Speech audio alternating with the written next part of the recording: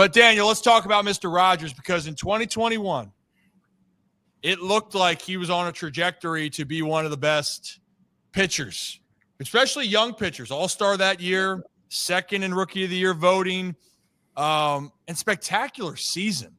But then maybe you can just touch on the ups and downs he went through. And a lot of that had to do with injury that really set him back, and he could never get his footing. Can you talk a little bit more about what you saw during those tough years with him?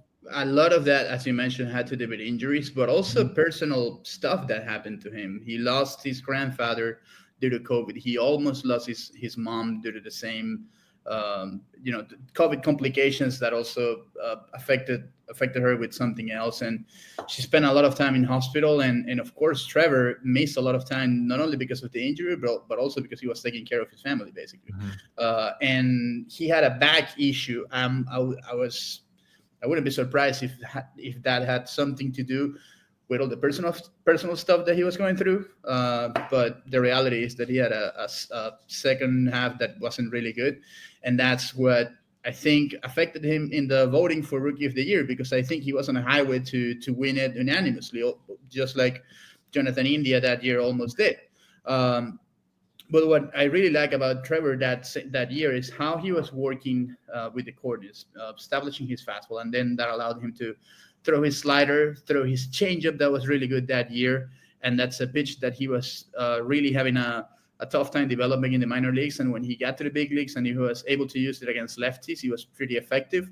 So that was a big step for Trevor, who made his debut the year before in that COVID year where the Marlins made the playoffs. And then he was on a really good path to become a really young, good pitcher. Unfortunately, injuries, and then he had a tough time trying to get his mechanics back and his confidence. And when maybe the mechanics were working, maybe the command wasn't working at all, and he had a tough time putting everything together. He worked a lot with Mel Stottlemyre Jr., the pitching coach here in Miami during that time.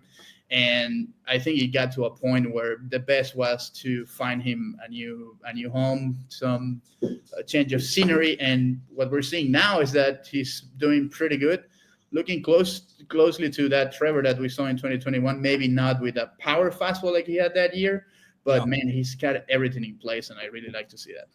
Yeah, and I mean he's been pitching the contact. The two outings that he had extreme success in, Daniel, it was limiting the walks, really just pitching the contact. The strikeout rate wasn't high, but he was around the plate. I mean, Zach, I think even velo-wise, Trevor was getting up to 96 yesterday. Yeah, Trevor touched 96 twice. I think it was 96, 96.1, and 96.3. His average fastball is up 1.9 miles per hour this season. So. And, the heat does help. Like when it is 101, which it is here, not in Miami right now, Daniel. I want to emphasize that. Okay, let us have our moment. It's hotter up here. Of course. Yeah. No, have it. I don't envy that, so don't worry.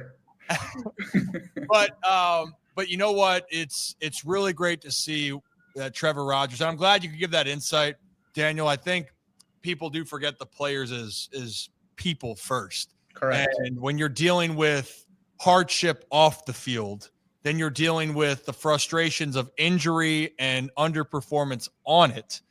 It's a combination where you can just get into a really tough position. And Trevor Rodgers is still a young guy when you're looking at the grand scheme of things with pitchers. And I'm excited for him. And I know people want to look at the trade. I know that Stowers got off to the hot start, and then he's been trying to get going. Norby being injured and trying to find it.